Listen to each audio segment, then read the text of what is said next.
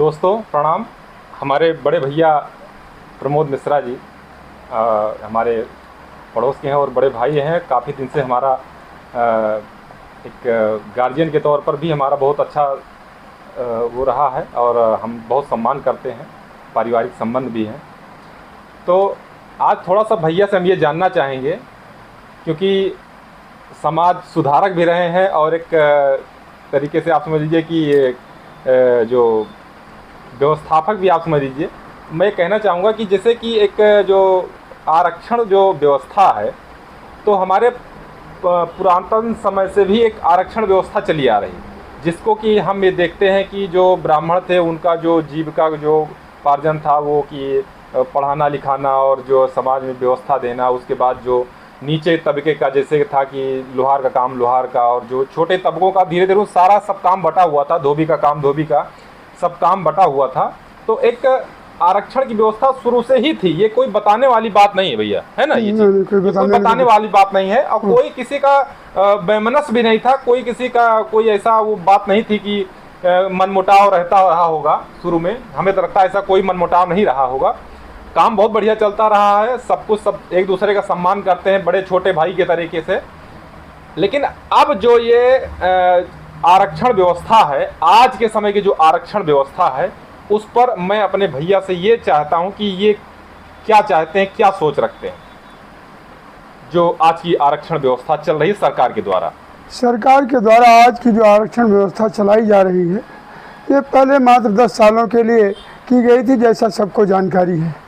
लेकिन अब धीरे धीरे जो है सरकारें अपने वोट बैंक के चक्कर में उसको आगे बढ़ाती गई। आज वही स्थिति ठीक जैसे आरक्षण की स्थिति थी, उसी तरह से समाज में एक और कुरीति फैल रही है, फ्री राशन बांटने की, फ्री और सामान बांटने की। जो मेहनत करने वाला है वो मेहनत में परेशान है, लेकिन जो फ्री का हरामखोरी का खाने वाला है वो इसी आरक्षण की तरह से बढ़ती जाएगी और बढ़ती जा रही है। वो आरक्षण तो एक कष्टकारी व्यवस्था हो ही गई है, उसके साथ साथ आज समाज में जो मेहनत कश लोगों की कमी होती जा रही है। फ्री मिल रहा है हमको, और आने वाले समय में ये फ्री वाली व्यवस्था आरक्षण की तरह से एक जो है कष्टकारी व्यवस्था दिखाई देने वाली है। अगर इसी तरह से सरकारें नहीं ध्यान देंगी, रोटी की तरह से बांटती रहेंगी सुविधाएं, तो आदमी जो है एक तरह से अपंग हो जाएगा, क्रियाशील नहीं रह जाएगा। और जब क्रियाशील नहीं रह जाएगा तो उस देश की स्थिति धीरे धीरे चल के उस समाज की स्थिति, उस देश की स्थिति पतन की ओर आगे बढ़ती चली जाती है। और एक दिन निश्चित रूप से यह पतन के कगार पे देश को लाके खड़ा कर देगा।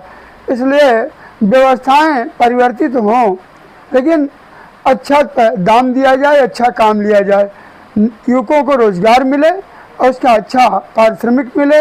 ये जो व्यवस्थाएं चल रही कि ये मान दे वो मान दे, ये शिक्षा मित्र वो अनुदेशक, ये सब व्यवस्थाएं बिल्कुल समाज को 2 भागों में बांटने वाली व्यवस्थाएं हैं। अच्छा, एक बात और भैया, जैसे कि जो काबिलियत है लोगों की, बच्चों की जो काबिलियत है, इससे भी आप देख रहे हैं प्रभावित हो रही कि नहीं हो रही है? बिल्कुल काबिलियत प्रभावित हो रही भाई। काबिलियत क्यों नहीं प्रभावित होगी? एक 90% पाने वाला उस जगह नहीं पहुंचता और 67% 60% पाने वाला वहाँ